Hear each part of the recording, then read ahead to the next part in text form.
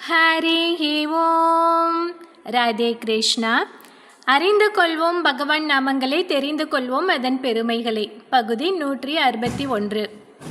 இந்த பகுதியில் 168வது திருநாமத்தை பார்க்க போகிறோம். இது விஷ்ணு சகஸ்ரநாமத்தின் 18வது ஸ்லோகத்தில் வருகிறது. ஸ்லோகம் 18. வேத்யோ வைத்ய சதா யோகி வீரகா மாதவோ மதுஹு அதேந்திரியோ மகாமாயோ மகோத்சாகோ மகாபலக. நாமம் 168. ஓம் விரக்னே நமக.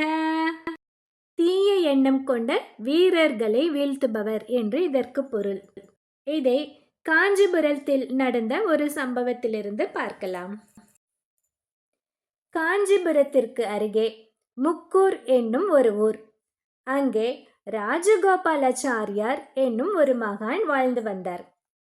அவர் ஒரு முறை காஞ்சிபுரத்தில் ஒரு பேருந்து நிறுத்தத்தில் தன் நண்பரோடு பேருந்துக்காக காத்திருந்தார். அப்போது அந்த வழியே வந்த ஒரு வழிப்போக்கர் முக்கூர் ராஜகோபாலாச்சாரியாரை வித்தியாசமாக பார்த்தார். ஏன் அப்படி பார்க்கிறாய் என்று ராஜகோபாலாச்சாரியார் அவரிடம் கேட்டார். அந்த வழிப்போக்கரிடம், இல்லை, உங்களது குடுமி, நெற்றியில் உள்ள நாமம், உங்கள் பூணூல், பஞ்சகச்சம் இவற்றையெல்லாம் பார்த்தால் எனக்கு சிரிப்பாக வருகிறது என்று சொன்னான் அந்த வழிப்போக்கன். அதற்கு ராஜகோபாலாச்சாரியார், இதில் சிரிப்பதற்கு என்ன உள்ளது என்று கேட்டார். அதற்குள் அவரது நண்பர், சுவாமி, இவன் பெரிய நாத்திகன். நம் போன்றவர்களிடம் வம்பு செய்வதுதான் இவன் வேலை. இவனிடம் பேச்சு கொடுக்காதீர்கள் என்று சொன்னார். ஆனாலும் ராஜகோபாலாச்சாரியர் அதற்கெல்லாம் அஞ்சவில்லை. சொல்லப்பா, இதில் சிரிப்பதற்கு என்ன உள்ளது என்று சொல் பார்க்கலாம் என்று அந்த வழிப்போக்கரிடம் கேட்டார். அப்போது அந்த வழிப்போக்கன், நீங்கள் வேதத்தை நம்புகிறீர்களா என்று கேட்டான். நிச்சயமாக நம்புகிறேன் என்று சொன்னார் ராஜகோபாலாச்சாரியார். சரி, ஒவ்வொரு அந்தணரின் வழக்கையிலும் நெருப்பு இருப்பதாக வேதம் சொல்லியிருக்கிறது என்று நான் கேள்விப்பட்டிருக்கிறேன். உங்கள் வழக்கையை காட்டுங்கள்.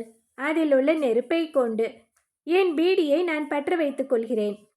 அப்படி நெருப்பு ஏற்படாவிட்டால், அதாவது வராவிட்டால், நீங்கள் அந்தணரே இல்லை, உங்கள் குடுமியையும் பூணூலையும் வெட்டி எறிய வேண்டும் என்று சொன்னான் வழிப்போக்கன். அதற்கு அவரது நண்பர், அதாவது ராஜகோபாலாச்சாரியாரின் நண்பர் சொன்னார், பார்த்தீர்களா, இவனிடம் பேச்சு கொடுத்தால் இப்படிதான் சிக்கலில் மாட்டிக்கொள்வீர்கள் என்றான். ஆனால் ராஜகோபாலாச்சாரியர் இதற்கெல்லாம் அசரவில்லையே.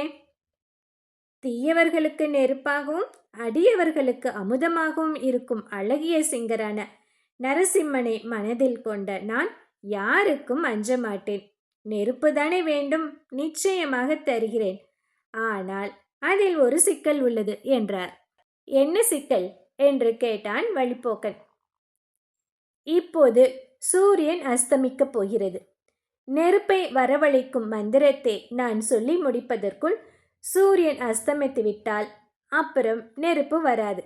அதனால் உன் தாயை அழைத்து சூரிய அஸ்தமனத்தை கொஞ்சம் தாமதப்படுத்த சொல் என்று சொன்னார் ராஜகோபாலாச்சாரியார். ஆஹா, என் தாயால் எப்படி சூரிய அஸ்தமனத்தை தாமதப்படுத்த முடியும் என்று கேட்டான் அந்த வழிப்போக்கன். கற்புடைய பெண் தன் கர்ப்பின் மேல் சபதம் செய்தால் சூரிய அஸ்தமனத்தையே மாற்றலாம் என்று மகாபாரதம் சொல்கிறதே, உன் தாயை கூப்பிடு என்றார் ராஜகோபாலாச்சாரியார். ஓ, அப்படி என்றால் என் தாயின் கர்ப்பை பழிக்கிறாயா என்று கோபத்துடன் ராஜகோபாலாச்சாரியை தாக்க வந்தான் அந்த வழிப்போக்கன். அந்த காலத்தில் வாழ்ந்த பெரும் கர்ப்பக்கரசிகளுடன் உன் தாயை ஒப்பிட்டு அவளது கர்ப்பை பற்றி பேசுவது தவறு என்று உனக்கு புரிகிறதல்லவா? அதுபோலதான் அந்த காலத்தில் வாழ்ந்த சான்றோர்களின் தவ வலிமையோடு எங்கள் தவ வலிமையை ஒப்பிட்டு எங்கள் பூணூலை அறுப்பேன் என்று சொல்வதும் மிக தவறு.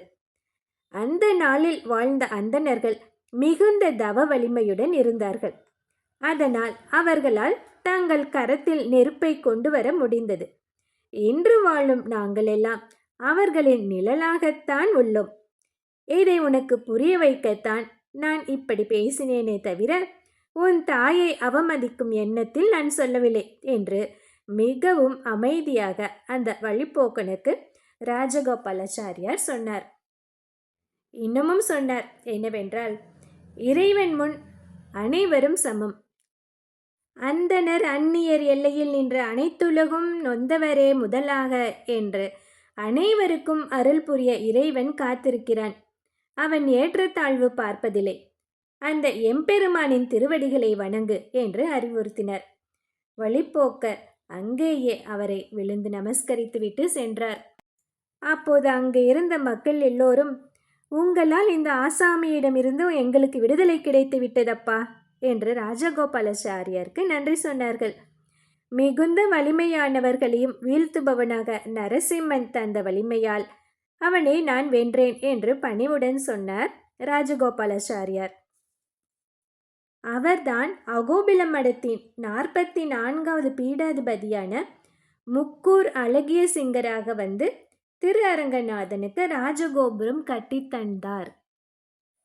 வலிமையானவர்களையும் பெரு வீரர்களையும் வீழ்த்துபவராக திருமால் விளங்குவதால் வீரஹா என்று அழைக்கப்படுகிறார்.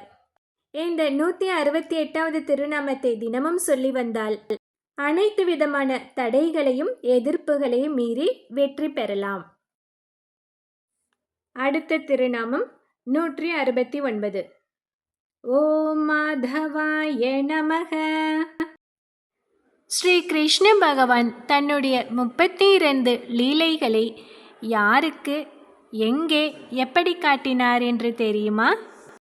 அதை அடுத்த பகுதியில் பார்க்கலாம். ஹரே ஓம்.